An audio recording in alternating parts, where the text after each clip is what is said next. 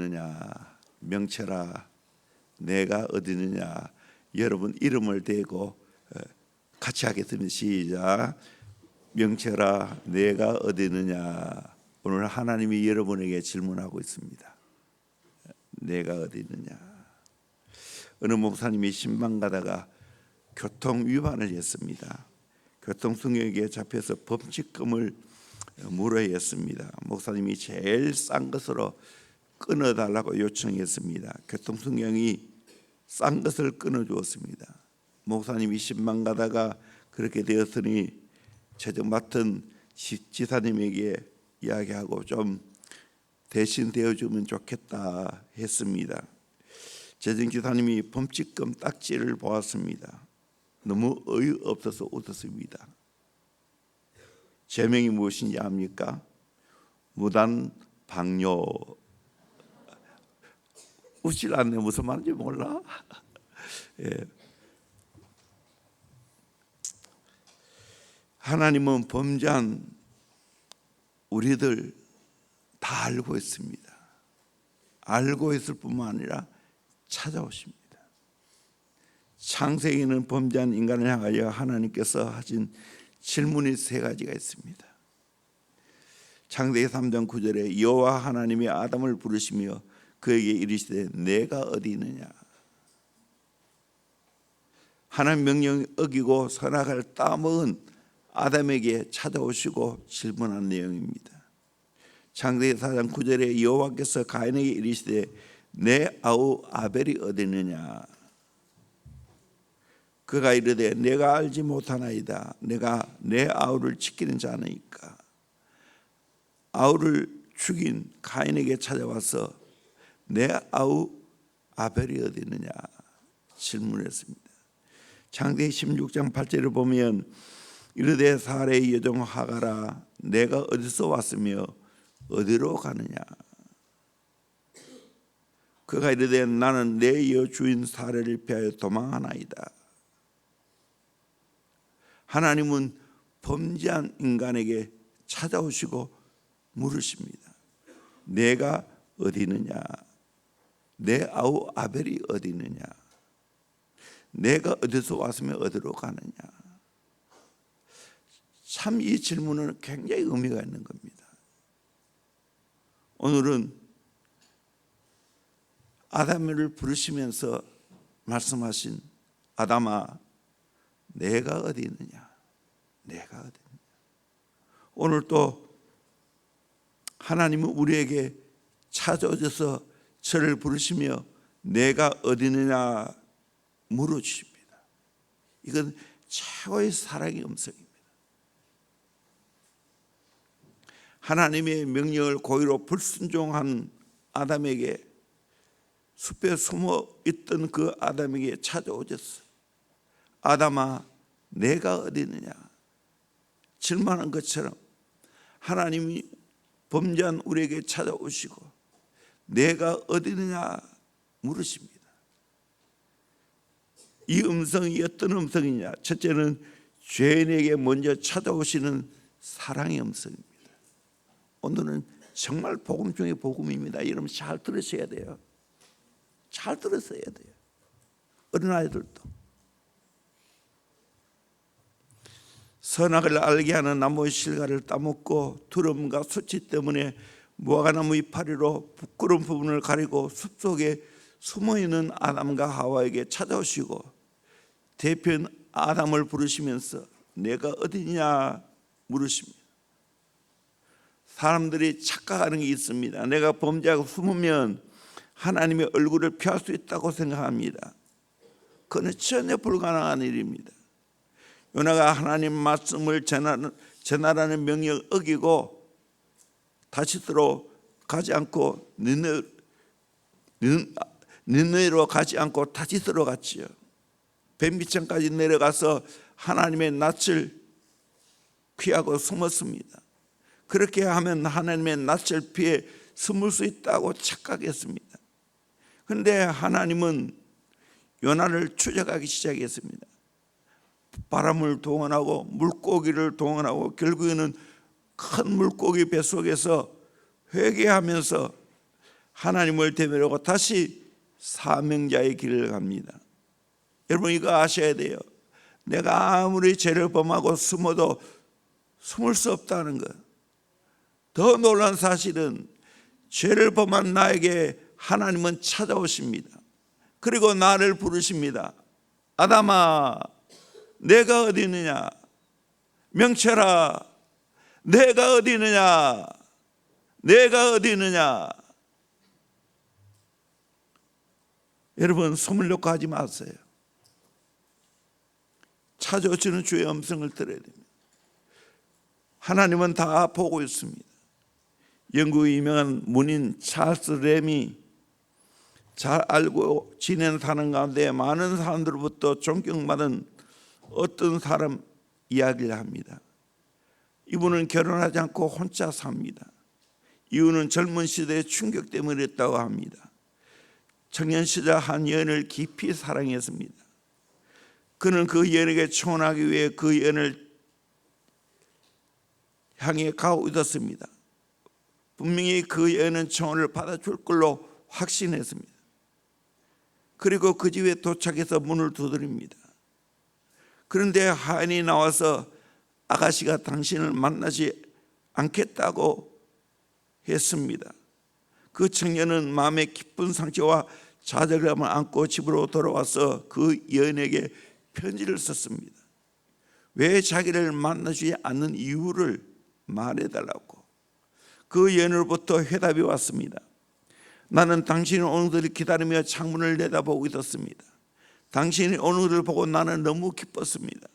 그런데 당신은 길에서 일하고 있던 한 여인을 밀치고 그냥 지나쳐 버렸습니다. 그 여인은 넘어졌으나 당신은 그 여인을 일으키지도 않고 부축하지도 않았습니다. 나는 그때 당신은 내가 한평생을 맡길 수 있는 남편이 될 수 없는 사람이라는 것을 깨달았습니다. 불쌍한 여인에게 친절을 베풀 수 없는 사람이라면 나에게도 진정한 사랑을 할 수 없는 사람이라고 느꼈기 때문입니다. 이 사건 후에 청년은 많은 반성하고 모든 사람들에게 관대하고 친절하게 대했다고 합니다. 여인이 창문을 통해 그 청년을 살피고 있는 것처럼 하나님은 오늘 또 우리의 모든 행동, 생각, 심지어 마음까지도 살피고 있다는 걸 여러분 믿으십니까? 믿으십니까? 정말 그런 분입니다. 하나님의 눈에 절대 피할 수 없어요. 죄를 짓고 아무리 피하려고 해도 피할 수가 없어요. 이걸 알아야 돼요. 하나님은 우리의 모든 걸 다 알고 있습니다. 죄를 짓고 숨어있는 나를 알고 있습니다. 그런데 놀라운 사실은 그런 나에게 찾아오셨다는 사실입니다. 이게 은혜입니다. 두 번째로 관계를 회복하려는 사랑의 음성입니다. 잘 듣고 있나요? 하나님이 아담을 부르심은 하나님과 온전한 관계를 회복하기 위해서 부르시는 음성이었습니다. 하나님은 아담을 찾아오시고 아담을 부르시고 난 후에 아담과 친밀하고도 정직한 대화를 합니다.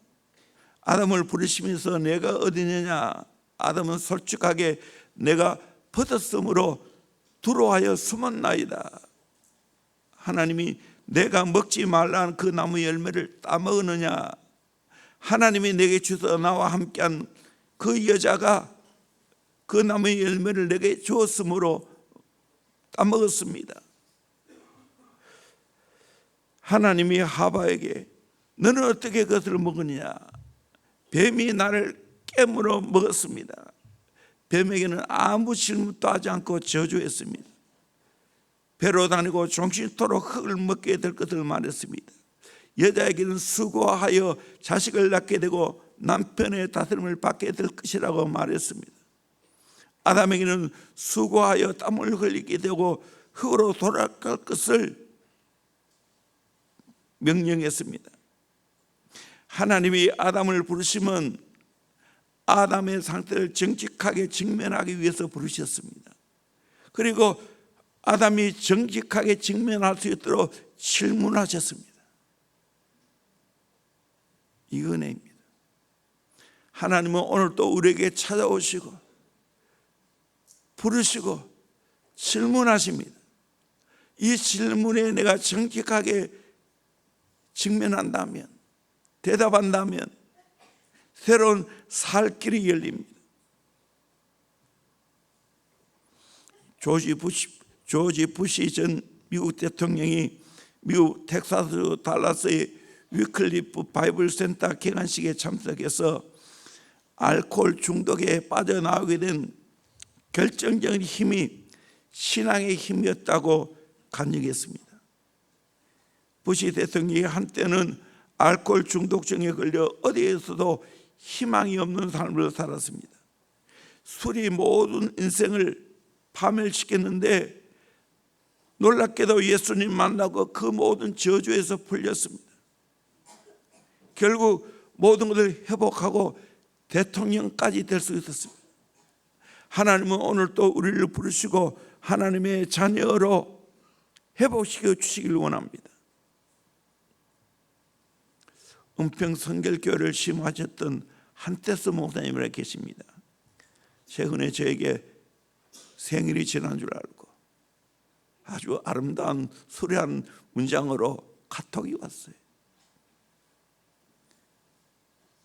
그의 딸이 어린 시절에 그 이야기를 들려준 적이 있습니다. 작은 딸이 초등학교 1학년 때 학교에서 앞머리를 반듯하게 자르고 오라고 명령했습니다. 그때 교회를 개척해서 열심히 전도하는 시절이었는데 신방을 하고 돌아와 보니까 그 딸이 방문을 잠그고 안절부절 못하고 머리에 모자를 쓰고 있었습니다. 학교에 갔다 왔다면 모자를 벗고 놀아야 되지. 그런데 모자를 벗겨 보니 웃을 수도 없고 울 수도 없습니다. 아이가 스스로 그거를 보고 머리카락을 자른다고 자르다 보니까 삐딱하니까 또 여기 자르고 저기 자르고 계속해서 올라가서 머리가 대머리가 됐습니다. 자기도 보니까 가짜라서 그걸 숨기기 위해서 모자를 썼던 겁니다. 이 아이가 어리기 때문에 그렇겠지만 미장원에 가서 전문가에게 맡겼다면 단번에 해결할 것을 자기가 해결하려고 하다가 보니까 이렇게 큰 낭패를 당했다는 겁니다. 이게 우리 이야기 아닙니까? 내가 내 인생의 문제를 해결하기 위해서, 내 죄의 문제를 해결하기 위해서 내가 이렇게도 해보고 저렇게도 해보지만 결국에는 나를 엉망으로 만듭니다. 이 우리 인생입니다. 어떻게 해야 됩니까? 나를 찾아오시고 부르시는 그 하나님께 내 인생을 맡기면 하나님이 잘 해결해 주실 줄로 믿습니다. 하나님은 오늘 또 우리에게 찾아오십니다. 사랑하는 청소년 여러분, 사랑하는 어린아이 여러분, 여러분이 여러분의 인생을 잘 살 수 없어요. 여러분이 여러분 방식대로 쾌락을 즐기려고 해도 그거 불가능해요. 빨리 전문가에게 맡기시면 됩니다. 빨리 하나님께 맡기면 됩니다. 그러면 하나님이 여러분의 인생을 책임져 주실 줄로 믿습니다. 우리 성도 여러분도 마찬가지입니다. 내가 어린애라고 내 모든 걸 잘할 수 있습니까? 할 수 없어요. 하나님께 모든 걸 맡겨야 됩니다. 놀랍게도 하나님은 내게 찾아오시고 내게 말씀해 주시고 나를 정직하게 직면하도록 하신다는 것. 세 번째로 허물을 용서하시는 사랑의 음성입니다. 찾아오시고 대하여 주시고 거기에 끝난 게 아닙니다. 하나님은 실제적으로 행동했습니다. 유명한 원시복음을 말하고 있죠. 창세기 3장 15절 같이 읽어봅시다. 시작. 내가 너로 여자와 원수가 되게 하고 내 후손도 여자의 후손과 원수가 되게 하리니 여자의 후손은 내 머리를 상하게 할 것이요 너는 그의 발꿈치를 상하게 할 것이니라 하시고. 아멘. 원시복음이라고 하지요. 뱀을 저주하면서 여자의 후손과 뱀의 후손이 서로 원수가 되고 여자의 후손이 뱀의 머리를 상하게 하고 뱀은 발꿈치를 상하게 할 것이라고 말했습니다. 예수님이 여인의 후손으로 이 땅에 오셨지요. 예수님은 남자 없이 처녀의 몸으로 태어났지요. 그러기에 우리를 구원할 수 있는 자격이 있습니다. 그 예수님이 십자가에 못 박혀 돌아가심으로 사탄의 대가리를 박살낸 줄로 믿습니다. 아멘. 그 구속의 은혜가 결국은 내게 미친 겁니다. 더 놀라운 사실은 21절에 여호와 하나님이 아담과 그 아내를 위하여 가죽 옷을 지어 입히시니라. 자기가 만들어낸 무화과 이파리로 엮은 그 치마는 오래가지 않습니다. 햇빛이 말라 비틀어집니다. 그런 사실을 아는 하나님은 짐승을 잡아서 가죽 옷을 지어 입혔다는 겁니다. 이것이 놀라운 사랑입니다. 그래서 부끄러운 부분을 가려줬다는 사실입니다. 인간의 대표는 아담이 하나님의 명령을 어기고 불순종함으로 말미암아 저주를 받게 되는데, 둘째 아담이신 예수님이 철저하게 순종하심으로 이 땅에 오셨고 십자가에 못 박혀 돌아가심으로 말미암아 우리를 구원해 주신 줄로 믿습니다. 우리가 벌거벗어야 되는데 이 벌거벗은 것을 해결하기 위해서 예수님이 십자가에 벌거벗고 못 박혀 돌아가신 줄로 믿습니다. 그렇게 함으로 말미암아 우리의 벌거벗은 모든 수치를 가려 주신 줄로 믿습니다. 이게 복음입니다. 내 인생의 모든 허물과 지하 부끄러운 일 주님 앞에 나오면 다 가려 주십니다. 아멘. 믿으시길 바랍니다. 그래서 내가 죄를 지었다고 절망하거나 낙심할 필요가 없습니다. 주님께 나기만 하면 주님은 내 모든 죄를 용서해 주실 줄로 믿습니다. 하나 이야기하고 마치겠습니다. 멕시코에 나코자리라는 작은 산강촌이 있었습니다. 1907년 저물어가는 11월 어느 날 가르시아라는 기관사가 탄강촌에 꼭 필요한 다이나마이트를 가득 실은 기차를 세우고 쉬고 있었습니다. 그런데 갑자기 사람들이 웅성거리면서 밖을 내다보고 있습니다. 자기가 몰고 온 화물차의 화물칸에 불길이 치솟고 있습니다. 불길이 서서히 다이나마이트를 실은 화차로 옮겨오고 있습니다. 만약에 계속 가다 보면 그 마을 전체가 난리가 납니다.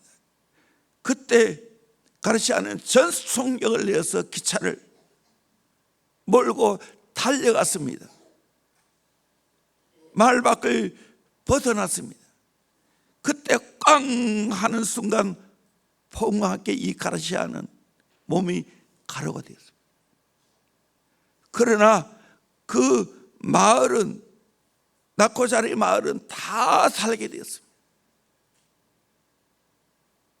그 마을 사람들을 살리기 위해서 자기가 희생한 겁니다. 오늘 예수님이 우리를 살리기 위해서 이 땅에 오셨고 십자가에 못 박혀 돌아가셨습니다. 이 은혜입니다. 우리의 죄의 문제, 우리의 부끄러운 문제, 우리의 절망스러운 것 내가 해결할 수가 없습니다. 하나님께 나아가면 됩니다. 예수의 보혈을 믿으면 됩니다. 이 사실을 깨닫기를 주의 이름으로 축원합니다.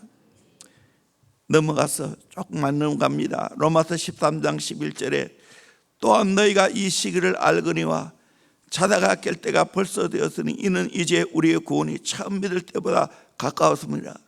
밤이 깊고 낮이 가까웠으니 그러므로 어둠의 일을 벗고 빛의 갑옷을 입자. 어둠의 일을 벗고 빛의 갑옷을 입자. 낮에와 같이 단정해야 하고 방탕하거나 설치하지 말며 음란하거나 호색하지 말며 다투거나 시기하지 말고 오직 주 예수 그리스도로 옷 입고 정욕을 위하여 육신의 일을 도모하지 말라. 주 예수 그리스도의 옷을 입으라고 말합니다. 정욕을 위하여 육신의 일을 도모하지 말라고 말합니다. 이거는 남녀노소 할 것 없이 다 우리에게 주신 메시지입니다. 여러분 다 예수 그리스도의 옷을 갈아입기를 소망합니다. 그래서 부끄러운 모든 수치를 가릴 수 있기를 원합니다. 내 인생의 모든 문제를 해결하기를 주의 이름으로 축원합니다. 하나님이 범죄한 아담에게 찾아서 아담아 내가 어디 있느냐 질문하십니다.